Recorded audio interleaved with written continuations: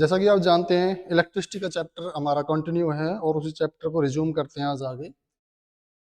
Contents क्या है पढ़ाई के आज के वो दिखा देता हूँ आपको। ज़्यादा टाइम नहीं लगाना है, जब आपको चैप्टर पता ही है तो बस आप तुरंत से क्लास से जुड़कर क्लास को पढ़ना शुरू कर दें। जो आज के हमारे कंटेंट्स है पढ़ने के, वो व्हाट इज इलेक्ट्रिसिटी, इलेक्ट्रिसिटी क्या है, इस पर भी थोड़ा सा एक बार फिर से रिवाइज करेंगे इसको। लॉ ऑफ इलेक्ट्रिकल चार्जेस ये आपके लिए नया होगा। स्टैटिक इलेक्ट्रिसिटी ये भी नया होगा। इलेक्ट्रिक करंट ये आप थोड़ा सा पहले जान चुके हैं, इसको और डीपली पढ़ेंगे। कंडक्टर्स एंड इंसुलेटर्स इसको डीपली पढ़ेंगे। इलेक्ट्रिक सर्किट क्या होता है, कैसे ओपन और क्लोज सर्किट को हम पढ़ते हैं। व्हाट इज मैग्नेटिज्म, मैग्नेटिज्म क्या है, मैग्नेटिक फील्ड कैसे बनता है, और इलेक्ट्रोमैग्नेट्स क्या होते हैं। ये 10 पॉइंट्स पर आज हम लाइट डालने वाले हैं और आप कंसंट्रेशन के साथ सिर्फ 20 मिनट बैठेंगे और 20 मिनट में सारी चीजें आपको कितना क्लियर हो जाती हैं ये आप देखकर भी हैरान हो जाएंगे। क्योंकि जो जितने भी स्लाइड्स बने हैं वो इतने परफेक्टली बनाए गए हैं कि आपके माइंड में एंटर करने के लिए वो आसानी से जगह बना लेते हैं। तो चलिए क्लास स्टार्ट करते हैं। पहला जो आपका सब टॉपिक है वो इलेक्ट्रिसिटी एंड मैग्नेटिज्म है। इलेक्ट्रिसिटी एंड मैग्नेटिज्म की खास बात जो मैं आज आपके लिए लेकर आया हूँ, जो बिल्कुल ये कह सकते हैं एकदम नया कॉन्सेप्ट है। आपने आज तक शायद क्लासेस में इतना ही पढ़ा होगा कि इलेक्ट्रिसिटी क्या और मैग्नेटिज्म क्या है, लेकिन कभी ये जाना है कि हम इलेक्ट्रिसिटी का यूज करके मैग्नेटिज्म क्रिएट कर सकते हैं, प्रोड्यूस कर सकते हैं, और मैग्नेटिज्म का यूज करके हम इलेक्ट्रिसिटी क्रिएट कर सकते हैं। इसके दो बहुत बड़े एग्जांपल्स और बहुत ही कॉमन से एग्जांपल्स जो आप कॉमन लाइफ में इस्तेमाल करते हो वो हैं। इलेक्ट्रिसिटी से मैग्नेटिज्म जब हम क्रिएट करते हैं, प्रोड्यूस करते हैं, तो वो कहाँ पर होता है, इलेक्ट्रिक मोटर्स में होता है। और जो मैग्नेटिज्म से हम इलेक्ट्रिसिटी क्रिएट करते हैं वो जनरेटर्स में होता है। कहाँ होता है, जनरेटर्स में। ये दोनों मशीनें अगर आपके दिमाग में अभी आ रही हैं तो सोच के देखिए क्या क्या काम करती हैं। आप इलेक्ट्रिक बटन ऑन करते हो तो मोटर का शाफ्ट घूमने लग जाता है, किसकी वजह से, मैग्नेटिज्म आ गया उसकी वजह से।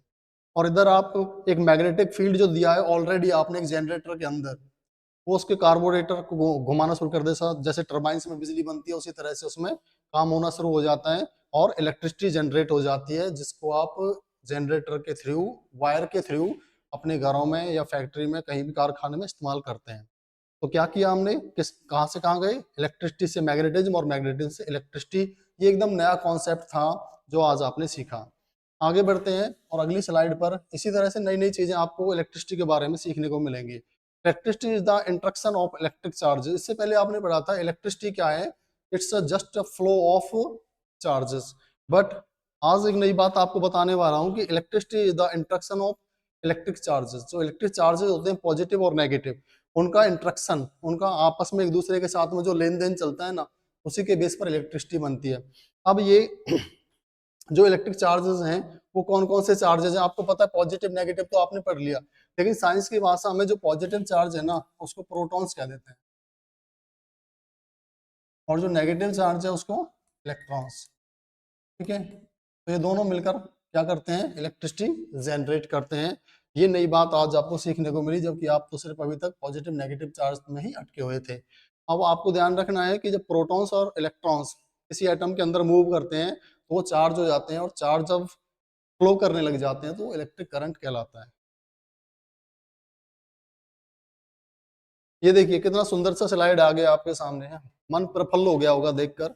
Law of electric charges, electric charges के लॉस क्या हैं, कैसे काम करते हैं, किस सिद्धांत पर काम करते हैं। एक इंसान आए थे मिस्टर कोलॉम्स। अक्सर जब भी साइंस के किसी साइंटिस्ट का नाम आता है ना, आप उसको गालियां देने लग जाते हो, खुद तो मर गया हमारे सामने इतना पढ़ने को छोड़ गया। ऐसा नहीं करना है। हमें दुनियादारी सिखा के गया है कि हमें दुनिया में कैसे उन भ्रांतियों को दूर करके जो हमारे मन में प्राचीन टाइम से पड़ी हुई, पुराने समय से पड़ी हुई, उनको हटाकर हमें कैसे मॉडर्न होना है, कैसे अपने आप को अपना लाइफस्टाइल चेंज करना है, वो सिखाते हैं। ये क्या कह गया था कि साइज ऑफ चार्जेस, माइंड करना जरा, साइज ऑफ चार्जेस एक बात कही उसने, और दूसरी बात जो कही है डिस्टेंस बिटवीन देम, ये एक दूसरे से कैसे रिलेटेड है। साइज ऑफ चार्जेस की बात करते हैं तो जितना ज्यादा साइज होगा चार्ज का, यानी कि चार्ज जितना ज्यादा होगा, तो सब्सटेंसेस के बीच या दो पार्टिकल्स के बीच लगने वाला फोर्स उतना ही ज्यादा होगा। जब एक चीज बढ़ने पर दूसरे साथ साथ बढ़ रही है तो उसको कहते हैं directly proportional. Is that clear? और दूसरे नंबर पर अगर हम देख रहे हैं डिस्टेंस बिटवीन देम, डिस्टेंस जितना ज्यादा बढ़ाओगे जो फोर्स है दो पार्टिकल्स के बीच का वो उतना कम होता चला जाएगा। ये हो गया इनवर्सली प्रोपोर्शनल, यानी कि एक दूसरे के ऑपोजिट काम करते हैं, एक बढ़ रहा है तो दूसरा घट रहा है। ये किसने कहा था? मिस्टर कोलॉम ने। अगली स्लाइड में इसके बारे में और ज्यादा पढ़ेंगे, लेकिन उससे पहले जान लेते हैं कि जो चार्जेस होते हैं वो एक दूसरे के जब इंट्रैक्शन में आते हैं तो किस तरह से वर्क करते हैं। जैसे ये पॉजिटिव पॉजिटिव चार्ज को पास लाने की कोशिश करेंगे, वो पास नहीं आएंगे, वो रिपेल करेंगे, एक दूसरे को दूर भगाएंगे। नेगेटिव नेगेटिव चार्ज भी दूर भगाएंगे। इसका मतलब क्या हो गया? सिमिलर चार्जेस हैं और सिमिलर चार्जेस को लाइक चार्जेस कहते हैं। सी यहाँ पर देखिए कि like charges repel, like charges repel कर रहे हैं, पास आने की कोशिश नहीं कर रहे, दूर ही कर रहे हैं एक दूसरे को। अनलाइक चार्जेस अट्रैक्ट, और अनलाइक चार्जेस अट्रैक्ट करते हैं, जैसे कि पॉजिटिव नेगेटिव या नेगेटिव पॉजिटिव कह लीजिए। तो इस तरह से हमने समझा कि जो चार्जेस है उनका इंट्रैक्शन कैसे हो रहा है। अगली स्लाइड में ये चीज और ज्यादा क्लियर आपको हो जाएंगी। यहाँ पर एक बात आपको कही स्टैटिक इलेक्ट्रिसिटी की। ये बहुत कॉमन सी एक्टिविटी है कि आप अपने घर पर कर सकते हैं। कोई भी प्लास्टिक का ऑब्जेक्ट लीजिए, बैलून ले लीजिए, हालांकि बैलून से थोड़ा मुश्किल होगा आपको करना। आपके पास पेन पेंसिल बहुत इजीली अवेलेबल होते हैं। प्लास्टिक का पेन लीजिए, अपनी ड्राई हेयर्स पर उसको रगड़िए थोड़ी देर के लिए, और स्मॉल पार्टिकल्स लीजिए पेपर के, उस रगड़े हुए पेन को धीरे धीरे उनके पास ले जाने की कोशिश कीजिए। जितना चार्ज का पावर है वो जैसे ही वहां पर स्टिमुलेट होगा तो वो उसको अपनी तरफ अट्रैक्ट करना शुरू कर देगा। ये किस वजह से हुआ? क्योंकि जो आपका पेन था आपके हाथ में या बलून था वो चार्ज हो गया, और चार्ज पार्टिकल अनचार्ज पार्टिकल को अपनी तरफ अट्रैक्ट कर लेते हैं। ये भी एक थ्योरी है। अभी लास्ट पेज पर आपने जो थ्योरी पढ़ी थी ना, वो सिर्फ दोनों चार्ज पार्टिकल की पढ़ी थी। तो उस चार्ज पार्टिकल को ही आपको बता देता हूं अभी, क्योंकि हमने अनचार्ज और चार्ज की नहीं पढ़ी है, चार्ज की पढ़ी है। तो दोनों चीजें चार्ज हुई यहाँ पर। आपने रगड़ा बैलून को बालों के साथ में, बालों ने क्या किया? बालों ने इलेक्ट्रॉन्स खोए, लूज किए, और बैलून ने इलेक्ट्रॉन्स गेन कर लिए। अब जरा सोचिए, अगर आप कोई चीज गेन करते हो, यानी कि किसी से पैसा मांग लेते हो, तो आप पे कर्जा हो जाता है, ऋण कहते हैं जिसको। ऋण को ही क्या कह देते हैं? नेगेटिव हो जाना कह देते हैं। और जिसने कर्जा दिया है वो तो पॉजिटिव हो गया, क्योंकि उसने उसको इंटरेस्ट मिलना उसका। ध्यान रखिए, यहाँ इलेक्ट्रॉन्स किसने खोए हैं? बालों ने, तो बाल हो गए पॉजिटिव। और बैलून्स ने क्या किया है? बैलून्स ने इलेक्ट्रॉन्स गेन करे हैं, उधार लिए, समझ लीजिए। तो ये नेगेटिव हो गया। तो अब आपको दिक्कत नहीं आनी चाहिए कोई कौन सी चीज को आप रगड़ रहे हो तो कौन पॉजिटिव हो रहा है कौन नेगेटिव हो रहा है। चार्ज जिसमें जा रहा है वो नेगेटिवली चार्ज हो गया, ये नेगेटिवली चार्ज हो गया, और बाल हो गए पॉजिटिवली चार्ज। अब चार्ज करने के बाद जैसे ही आप इनको पास लाने की कोशिश करोगे तो ये बाल आपके इस तरह से खड़े हो जाएंगे यहाँ से, या यहाँ पर मत लाइए, आपके हैंड्स के ऊपर बाल होंगे थोड़े बहुत, वहां पर बलून्स को लाने की कोशिश कीजिए तो आप देखें वो जो लेटे पड़े हुए बाल थे वो स्ट्रेट खड़े हो जाते हैं जैसे पास लाने की कोशिश करते हैं। दिस इज स्टैटिक इलेक्ट्रिसिटी, ये स्टैटिक इलेक्ट्रिसिटी है। और इनका जो वर्क होता है ना, जो पावर होता है, इनका जो स्ट्रेंथ होता है, वो डिपेंड करता है इस चीज पर कि कोई पार्टिकल कितना ज्यादा चार्ज है, या पार्टिकल और ऑब्जेक्ट के बीच में डिस्टेंस कितना है और चार्ज कितना बड़ा है। जो पहली स्लाइड में मैंने आपको बताया था कि डिस्टेंस जितना कम करोगे चार्ज का पावर उतना बढ़ जाएगा, उतना उसका फोर्स बढ़ जाएगा, और डिस्टेंस बढ़ाओगे तो फोर्स घट जाएगा। दूसरा चार्ज, ये तो बहुत सिंपल सा चार्ज था, थोड़ी देर में खत्म हो गया, छोटा सा काम किया।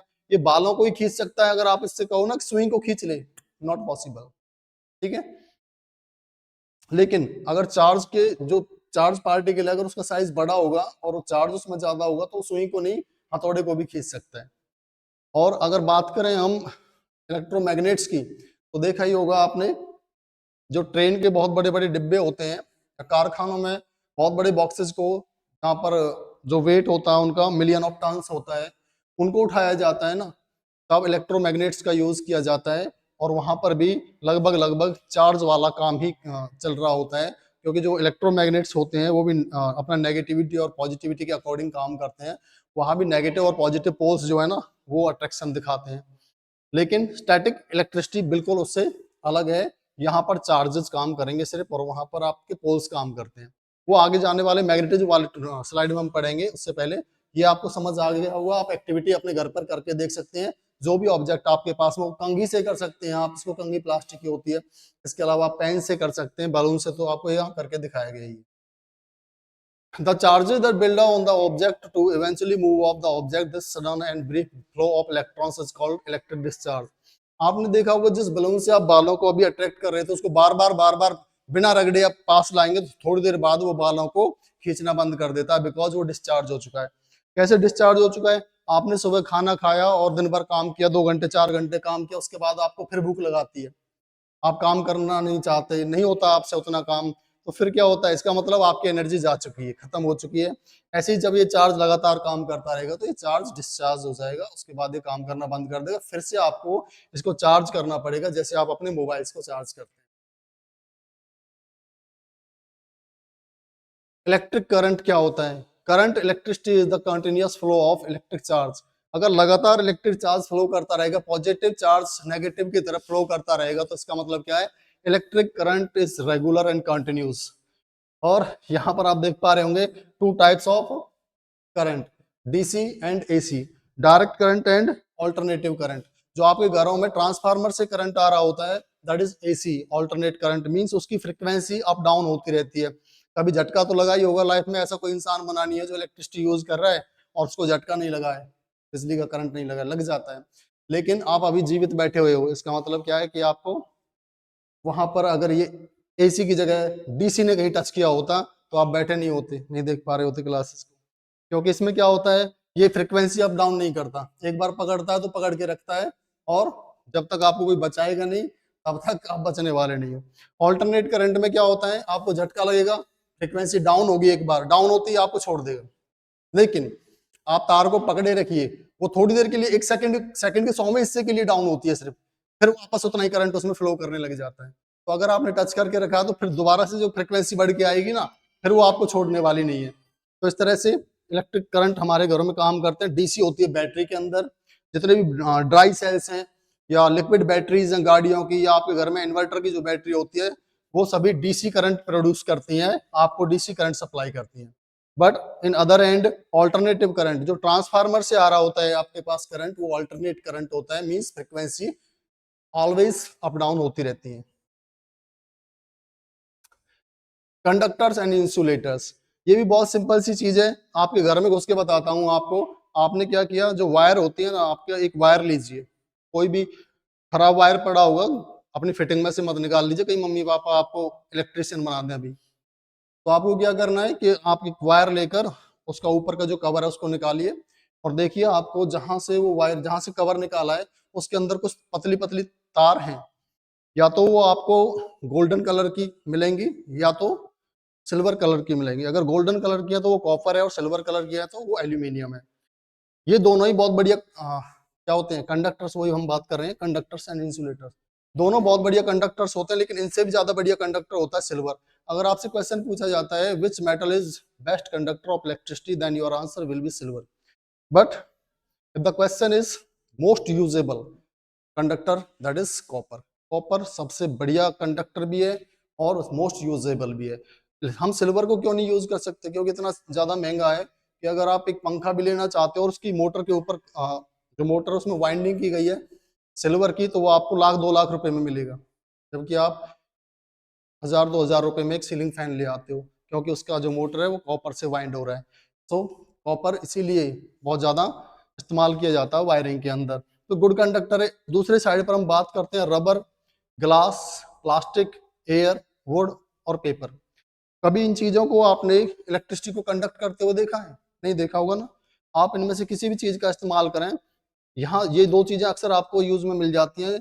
जो भी इंसुलेटर्स बने होते हैं इलेक्ट्रिक वायर्स के ऊपर जो चढ़े होते हैं, वो रबड़ के या उसके होते हैं, प्लास्टिक के। इधर ग्लास की हम बात करें तो ग्लास भी कंडक्टर नहीं है, एयर कंडक्टर नहीं है। एयर कंडक्टर होता तो इलेक्ट्रिसिटी वहां जनरेट हो रही थी, करंट आपको यहाँ लग रहा होता, दूर बैठे रहते तब भी करंट लगता, लेकिन एयर भी कंडक्टर नहीं होता। वुड की बात करें तो वुड दो तरह का होता है, हालांकि वुड की जब बात आती है तो ड्राई वुड का ही बात होता है, सूखी लकड़ी की बात होती है जब वुड कहते हैं। बाकी अगर आप एक गीली टहनी पेड़ की तोड़ तोड़ के रखें ना, वो कंडक्टर होती है, वो आपको करंट लगा देगी। इसी तरह से वेट पेपर करंट दे सकता है, लेकिन पेपर भी क्या होते हैं, इंसुलेटर होते हैं। यहाँ पर आप देख पाएंगे पार्ट ऑफ सर्किट। एक सर्किट जब कंप्लीट होता है ना, तो उसमें कौन कौन सी चीजें नेसेसरी होती हैं? दो चीजें नेसेसरी होती हैं वैसे तो, लेकिन तीसरा भी, चौथा भी, पांचवा भी आप लगा सकते हैं, तो वो सर्किट भी हो जाता। लेकिन एक कंप्लीशन के लिए क्या क्या मेन चीजें वो जरूरी हो, वो क्या है? एक ड्राई सेल। ड्राई सेल क्या है यहाँ पर? It's source of energy. अब सोर्स ऑफ एनर्जी के तौर पर अगर आप एसी करंट का यूज कर रहे हो तो भी चलेगा, डीसी भी कर रहे हो तो भी चलेगा, लेकिन जब आप एक्सपेरिमेंट कर रहे हैं तो आप सिर्फ ड्राई सेल का यूज करें। कभी भी जो आपके घर में अल्टरनेट करंट आ रहा है उसका इस्तेमाल ना करें। तो दो ही चीजें चाहिए होती हैं, एक सोर्स ऑफ एनर्जी और दूसरा लोड। लोड के रूप में आप कोई बल्ब लगा सकते हो, कोई छोटे मोटर लगा सकते हो जो खिलौनों के अंदर होते हैं, उनका यूज कर सकते हो, तो एक सर्किट कंप्लीट हो जाता है। बट इसमें आगे और चीज हम क्या ऐड कर सकते हैं, स्विच ऐड कर सकते हैं, जो कि सर्किट को ओपन या क्लोज करने के काम आएगा, कंट्रोल करने के काम आएगा। तीसरी चीज आप इसमें एमीटर लगा सकते हो। एमीटर ये बताएगा कि कितनी इलेक्ट्रिसिटी आगे फ्लो कर रही है, और इसमें आप वोल्ट मीटर लगा सकते हैं जो वोल्टेज बताएगा कि कितना वोल्टेज इसमें पुश कर रहा है इलेक्ट्रिक करंट को। Types of circuit, circuit are two types, series and parallel. Series में क्या होता है, आप एक बटन दबाइए, सारे के सारे जितने भी अप्लायंसेज आपने लगाए हैं एक ही बटन से चालू हो जाएंगे, दैट इज कॉल्ड सीरीज। और सीरीज में अगर आप काम कराते हो तो इसका मतलब क्या होता है, आपके जो सर्किट है उसके ऊपर लोड ज्यादा होता है, जिसकी वजह से कभी आपका सर्किट जल सकता है। और दूसरा जो लॉस होता है आपको वो ये होता है कि आपका जो पावर सप्लाई है ना, जो आपका मीटर है वो बड़ी तेजी से घूमता है सीरीज में जब होता है। और जब पैरेलल में होता है तो आप एक बटन से एक ही काम करेंगे, आप एक बटन दबाएंगे एक बल्ब जलेगा, दूसरा दबाएंगे दूसरा जलेगा, तीसरा दबाएंगे, जैसे कि आप घरों में अक्सर होता है, आप फैन के लिए अलग बटन रखते हैं, आप लाइट के लिए अलग रखते हैं, और दूसरी चीजों के लिए अलग अलग बटन होते हैं। तो इसका मतलब क्या, आपके घर में भी पैरेलल सर्किट का यूज हो रहा है। तो फायदा क्या उसका, एक तो कंजप्शन कम होगा लाइट का, इलेक्ट्रिसिटी का, दूसरा आप मनचाही चीजों को चला सकते हैं, और जिसको बंद करना चाहते हैं उसको बंद कर सकते हैं। ओम्स लॉ, ये बहुत इंपॉर्टेंट सी चीज है। और यहाँ पर एक ट्रायंगल बना हुआ है आपके सामने, और एक ट्रायंगल क्या शो कर रहा है, I that is electric current, V which is voltage, and R is resistance. अगर सिंपल भाषा में हम इसको समझें तो आई, आई क्या होता है इंग्लिश में, अपने आप को आई कहते हो आप, मैं, और मेरा पावर क्या है, जब हम वी हो जाएं तो हम ज्यादा पावरफुल हो जाते हैं। मैं, मेरी शादी हो गई, मेरी वाइफ आ गई, अब हम वी हो गए, वी हो गई तो हमारी पावर डबल हो गई। पावर डबल हो गई मतलब सिंपल सा बात है कि यहाँ पर जो इलेक्ट्रिक करंट है उसको वोल्टेज मिलेगा तो इसका पावर बढ़ता ही चला जाएगा। लेकिन इस ट्रायंगल के अंदर एक दुश्मन भी मौजूद है, और वो दुश्मन कौन है, रेसिस्टर। रेसिस्टर क्या होते हैं, रोकने वाले, जो इसको बढ़ने से रोकेगा, इसकी ताकत को बढ़ने से रोकता है, उसको रेसिस्टर कहते हैं। तो ये तो एक कॉमन सी भाषा में हमने समझ लिया, और बाकी साइंस की भाषा में आपने समझ लिया होगा कि इलेक्ट्रिक करंट क्या है। अब वोल्टेज समझ लीजिए, वोल्टेज क्या होता है, voltage is the push of for electric current. ये इलेक्ट्रिक करंट को पुश करता है, यानी कि अगर कहीं पर 220 वोल्ट का वोल्टेज चल रहा है, और कहीं पर 1.5 का है, कहीं पर 12 वोल्ट का है। ये मैंने एग्जांपल्स क्यों दिए, ये मैंने एग्जांपल्स क्यों दिए,